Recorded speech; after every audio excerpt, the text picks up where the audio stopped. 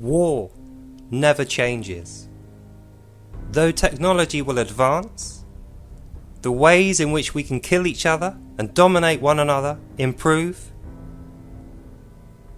The need to dominate and kill never ceases to exist. And that's where we are at the moment, ladies, gents and Pikachus. The ways in which we kill and dominate in terms of national conflicts has changed. However, the need for nation versus nation struggle, a Cold War if you like, still exists. And in that way, it's just the same as it always was. And that's what this video is going to be about. The changing face of modern warfare, keeping in mind that the goal is always the same. Destroy your enemies and dominate them. Now, if you're anything like me, you will be more into the concept of peace, and you will enjoy peacetime far more than you ever will war. The reason probably being that during a time of war there is nothing to be gained by the civilian. There is no gain for a civilian in their country going to war with another country. But that country's government has everything to gain. They are the ones that collect the stolen loot, rob all the money and the resources from the place in which they are invading. However, in the current age, the face of war has completely changed, certainly in the West. Although we see Ukraine and Russia having a kind of protracted military engagement, we know it is not a full-scale war. There is no world war, if you like. There's no nukes being dropped. It's a very small, contained conflict in which Russia battle with Europe, and Ukraine is the front for Europe. All the other European countries are sending all their supplies and money to Ukraine in order that they do not lose. However, Ukraine would like to beat Russia and invade them. So it's kind of a bit of a game with Europe to not give them too much stuff, too much support, not enough so that they can go and invade Russia and claim it for their own. That's not the goal. The goal is to hold Russia back from the rest of Europe. But on to the rest of the world. There are other countries out there, such as China, Iran, and some of the Arab states, who do wish to wage war, and they realise at this point that a military engagement is not the way to victory. So these countries engage what I like to call a technological battle, a digital war if you like. And the main weapon they use is information, propaganda.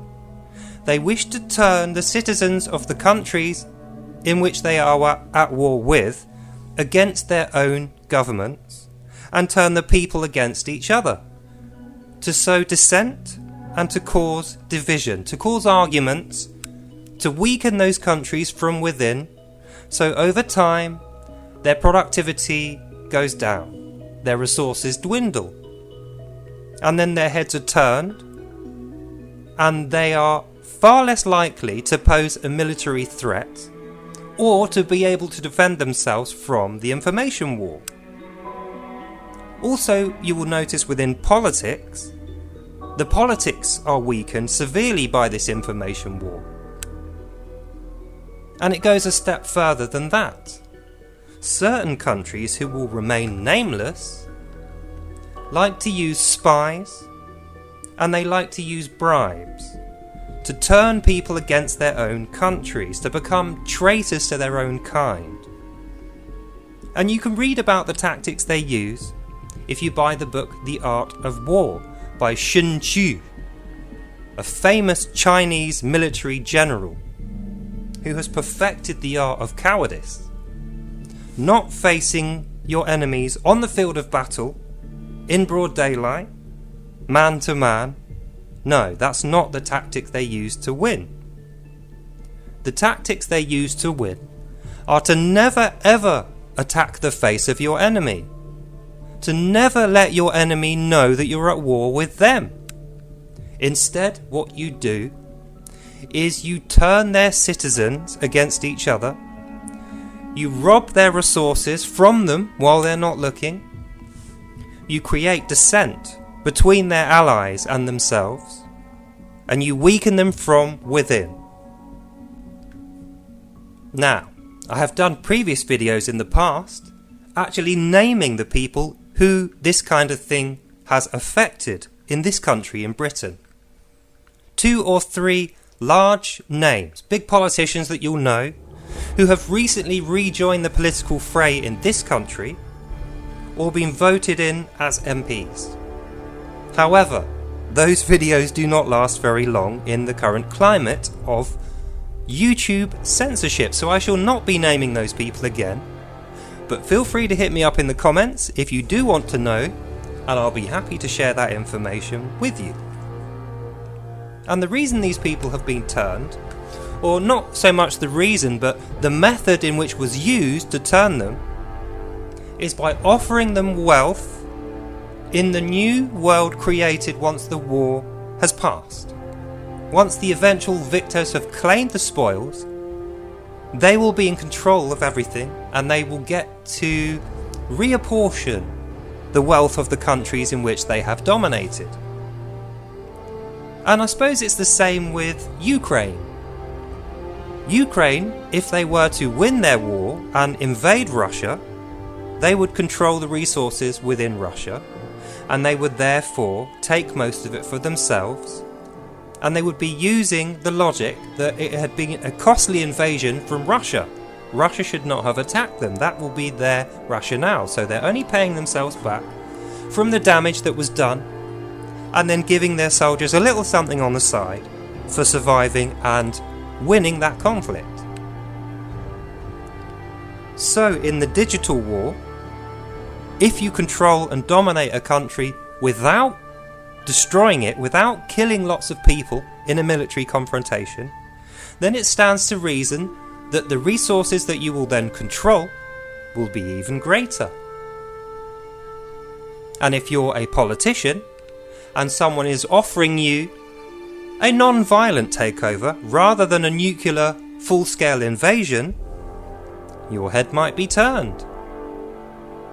Like I say, I don't want to name the people involved, but I mean it's pretty easy to figure out who it is if you look at who's been out the country for a good part of the last decade and where they've been, the kind of friends they've been making, and they're now suddenly back here speaking about politics, most notably involving themselves in the politics of certain other countries who we may or may not be at war with. Obviously, we have not declared war on them. They have not declared war on us. This is not the age of declaring war. This is like a Cold War, where the only way you'll figure out who is actually attacking who is by looking at the evidence and ignoring the narrative given to you by the national media, because the national media are not going to say anything that upsets the countries in which they report news from. For instance, if the BBC go to a communist country, they will not be allowed in to report on the news if they say anything that upsets the leaders of that communist country. So of course they're not going to do that. They're only going to say things approved by that communist government and carry on pushing out that narrative. And it's the same with social media. You will not find on social media or in the public news any information or claims contrary to that publicly known narrative. However, looking at the evidence, you may think differently, and that's where I am. I think differently. I think the narrative that we're given in the news and on social media, not so much that it's wrong, quite a lot of it in places is actually accurate, true. But like with most things, you can use the truth to paint a lie if you are creative with it.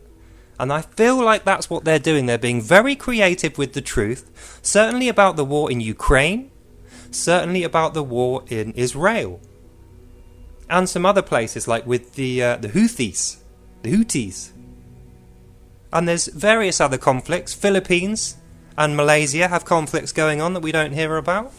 And there's been various protests across the world. Anti-war protests, which we are not shown. Not to mention huge protests all across Europe against the European Union and the fact that they are not doing anything when it seems they are being dominated and they are traitors within the European Union. But of course, it's not part of the public narrative for us to know the details of that, and so we are not shown these things. That's why I'm making this video, ladies, gents and Pikachus. It is not for me to give you the evidence. It's not even for me to show you where to look. Because I could be questioned. My honour, my honesty could be questioned. And then the conversation goes off in that direction. And all of a sudden you're no longer looking at the evidence. You're picking faults with the presenter. Like I say, being creative with the truth. There's a truth to me. And if that's what you want to discover, you'll investigate me. And there's a truth to world conflict and the digital war. And if you want to know the truth of that, you investigate there. And it means you don't investigate the hosts, the presenters, the celebrities, the names. You look at the evidence, and that is it.